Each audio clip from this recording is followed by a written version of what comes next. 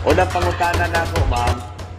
Ma'am Beverly, kuan manggut controversial manggut na karong si Manaw. Wa pagani gid ba kuan ang mahuman ni controversial dinhi kay sikat na mo pud kay si Elias God unya ang nahitabo manggod ron natingala ang tanan kay nihawa man siya kay Sir Edward. So unsa maghihinungdan ana ma'am sa imong kabahin ma'am sa imong kuan nahibaluan ma'am. Gusto kong mahibaluan namo og sa tanan. May hapon ninyo din sir ha, and ma'am. About na sir, kana ang nana na sila kung bitaw, nana na sila problema sa ilahang grupo, sa ilang banda, sa ilang kay Edward. Gusto nila kanang sila dyan idool mo. Elias dyan idool na ko mismo, nangaytabang, nga ma'am, hindi kami din mong tabangan, like that. So, iyon ko niya, basta may problema.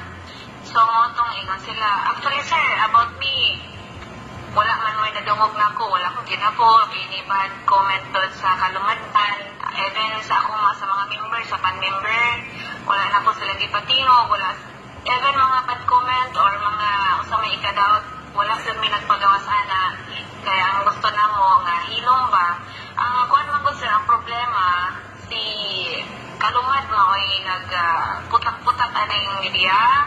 So, karon naging kontrobersiya.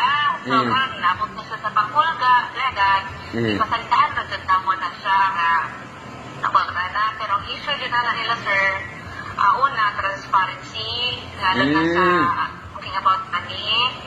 Then, ikaduha, patay ang ilang schedule, dapat sila yung pamilya, si Elias na ang time iyang mga pamilya, labi na po mga band member. So, sila tanan, sir, hindi na dyan na nila upahuway. Kapaw mga ni, sir, mapahuway mga magkunang mga ginagawa. Sila magkakaroon. Sayaw.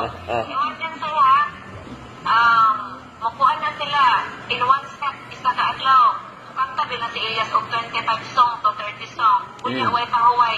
30 days, ni mo siya pa. So, sayaw niya. Sakit yung kiniyot na yung Galaw. Sa PF po, transparency, ang kasukan nato nila is pag-alis ng 3,000, kanya sa 10 hours, 9 hours, rabaya ang biyahe nila, sir, dahil matulog sila sa sakyanan pa.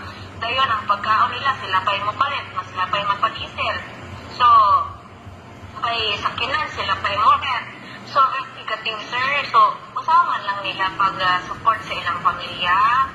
So, karon ako silang gingnan, ko, kung muna pag-ayo, kung dawaton muna ko, dili, yun na ko ni line of business, ng show business. Kaya construction, kaya ako, o ka na ang manpower, o ka na ang more on trading, dayon, plastic manufacturer din.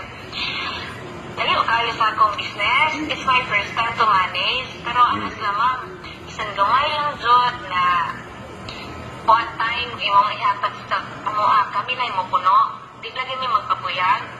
Sabi ko, sige, kung mama niyo gusto, di, magpa-black and white ta, kaya gusto na ko, kaya kung namo sa akong mga kamot, obligasyon, mamang na ko tanan, kung maunsa mo, so, unsay dangatan, unsa may insure na mo, unsay future sa inyong, kung naman galing may goal na gusto ninyo i-develop ang inyong member, so, obligasyon mo na ko.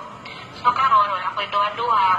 Actually, sir, ako, wala bang magaling ko sa katauhan? Sa Eric, sa Sambuanga del Norte, how much more sila Elias, naganda mga katauhan, hindi palingaw? Diba? So, wala na ko sila malibari. Kung to, nasuko ang ang manager, ang owner sa Kalumanban, ginagrant niya si Elias para siya na dito siya nagselo ka ng video sa kuan ka na ang sagsikit sa na mga circle friends niya o katoong sa partner ni Elias. So naluoy sad ko ka na ang bisan ang partner ni Elias na message sa kuan na kuan ba ka na bitaw nga nahadluksad about kung sa may tabon Elias kasi na kuan na siya kung siyang giinglan ay kabalaka si Elias akong protektuhan tanang pan-member, dili lang si Elias tanan na nakasign sa ako ng proteksyonan sila sa about sa legal base. So, we take the action in legal way. So, ipangatlog po siya, Sir Evan ako. Ipangatlog po ko ni Kalumanban.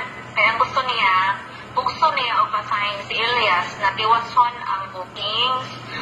Unya kay, ang gusto niya, dili na niya i-turn over ang kuan. Masamay na collect nila, doon payment nila. Kaya mo na nag-down to agent fee. Dayon, na itag 65,000, ilang lang na. Mabot silang 30 ka-tao, sir. Ilan ang bahin-bahinon. Tagpila naman lang sila. Diesel pa. Kaon pa nila. So, layo kayo, sir. Mo na sa pagkakaroon, na-contact siya, ingon ko nga, dili lang ko mangikialam about sa manito. O sa transaction ni Kaluman, about sa kuan, sa iyang mga client, dili ra ko mangikialam. Mo-refund naman po si Kaluman. Pero kung iyang pugson si Elias na iyang papirmahon daw o kontrata kay patiwason tong iyang mga bookings, sir, di walang pay mayo, mamatay na si Elias, di nakabot ana. Paos na tayo siya, wala siya pahuway. Kapon na din kailang lawas, sir. O niya, ang gusto niya, iyang pugson, ingon ko nga, pasahan nga lang pagtugtog ni Elias, anak, kung iyang pugson kung dili kaya. So guys, mao to nga statement ni Miss Beverly Labad-Labad, no? So dapat lang gyud unta no maayos na nila ang tanan between the band leader of Kalumad and Elias JTV. Praying naman nato tanan nga unta ma-okay na lang with Elias para dire-diretso na pud si Elias sa iyang mga gustong maabot sa kinabuhi, no? So good vibes on topper may mga followers or fans ni Elias JTV.